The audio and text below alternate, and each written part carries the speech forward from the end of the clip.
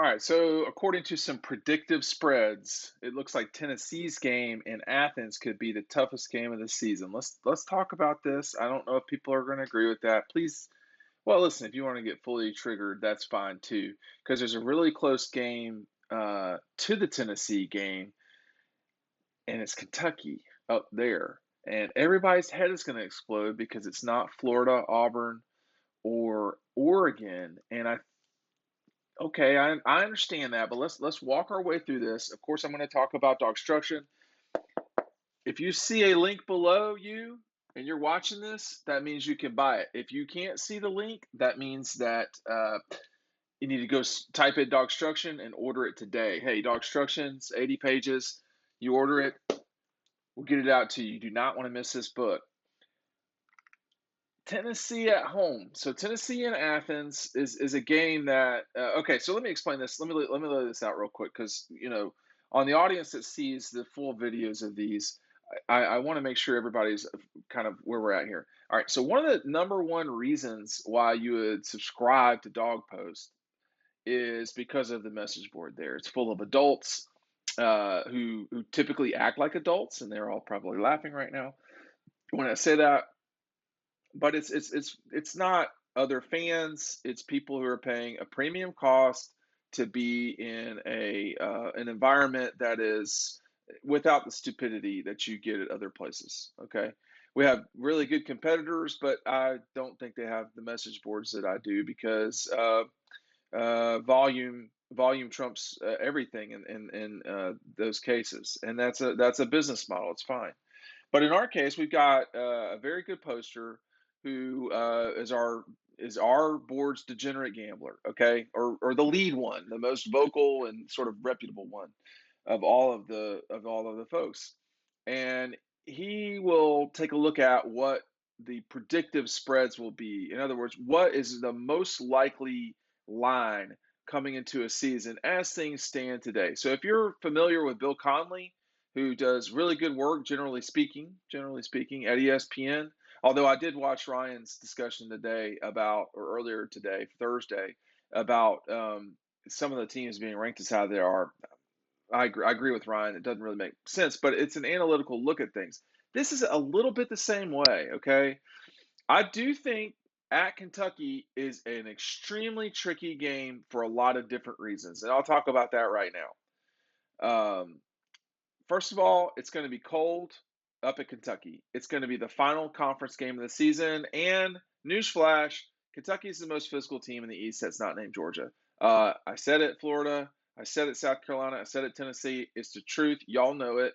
And if you didn't know it, I don't know what to tell you because Kentucky's been, beating up people lately. Now, not all the time, but lately. And what Stoops has done up there is get a roster full of tough guys. I mean, they went 10-3 last year, and they beat Florida by a touchdown. They managed to lose to Tennessee because that just seems to be their thing. But they beat Florida last year, LSU, uh, Louisville, which doesn't really mean anything, and then they took Iowa's teeth, put them on the sidewalk like they was Tony Soprano, and kicked them in. Okay, this is a team that, when you start talking about physicality, Iowa is supposed to be really physical. They weren't as physical as Kentucky. So the Cats have had their way with Florida lately. Anyway, the point is, in terms of consistency in the East, it's been Georgia, then Florida, then Kentucky. And honestly, after this past year, I'm not sure you can really say Florida. That was wild. But going up there to Commonwealth is a really tough place to play. I mean, Auburn's tough, Carolina's tough, but Kentucky is tough in a way that you wouldn't think about. Um, you know what you're getting into at Tennessee, and I think you know what you're getting into at Auburn and Carolina because those two are within the same size of field. Commonwealth Stadium, as I will continue to refer to it as, only has 60,000 fans, but they are really good at getting behind the Cats. It's not a fan base that expects to win, but it is a base that really appreciates when they can figure out how to pull the okey doke on Georgia or whoever at home. Now, last time Georgia lost to Kentucky up at in Lexington was 2006. I was at that game. It was a noon game. It was not a night game. Almost every other game that Georgia's played in Lexington has been a night game, and night games up there are tough. I'll just go backwards from recollection. So 18 became a night game, but it was really afternoon. 16, Georgia had to kick a field goal to win the game. Last play of the game. Okay, 14 was a day game. 12 was a night game, and Aaron Murray had to save their ass up there. That was a tough game. 10, that was a night game up there, where Sean Ely scored 5 touchdowns.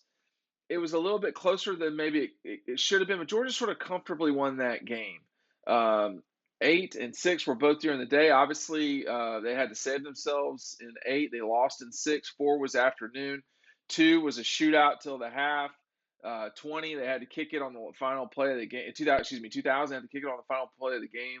Excuse me, I'm thinking of 1998 where they had to kick it on the last play of the game. 2000 was a shootout with Corey Phillips. You may or may not remember all these games. I do. They lost at night to Kentucky up there in 1996. So it's not a super easy place to play. And when you mix in nighttime, Georgia seems to struggle or lose up there at night. And it happens. They don't lose to Kentucky often. But anyway, I don't want to get too sidetracked. So they'd be a double-digit favorite against the Cats, somewhere around 11 points. Same thing with Tennessee.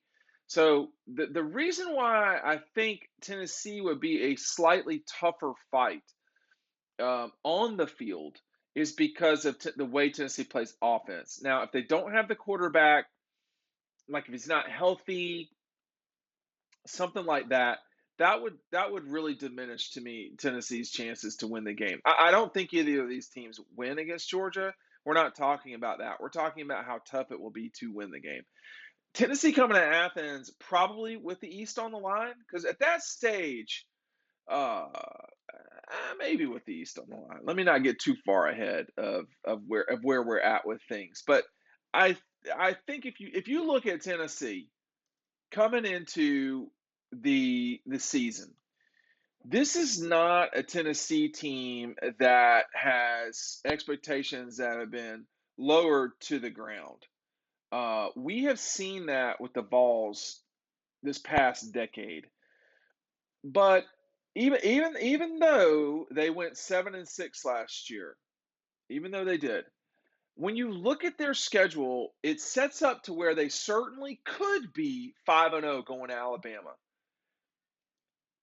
I probably don't think they will be, but I don't know. I mean, they play Ball State at Pitt, which they could lose. I doubt, but they could lose. Akron, they host Florida, who they've really had a hard time beating the same way Kentucky's had a hard time beating them.